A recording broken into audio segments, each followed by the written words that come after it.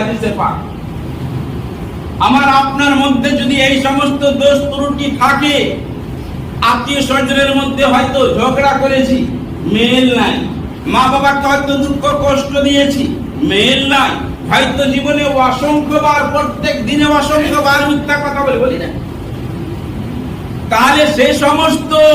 এই যে হাদিসটা আমি লম্বা বললাম, এই সমস্ত হাদিসের মধ্যে যাহা কিছুই আলোচনা করা হলো,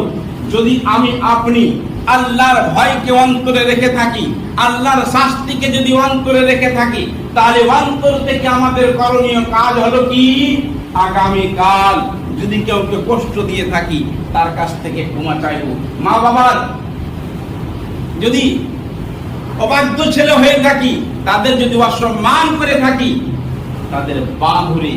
যে মায়ের পাকে আল্লাহর নবী জান্নাত বলেছেন, সেই জান্নাতকে আমি জড়িয়ে ধরে মায়ের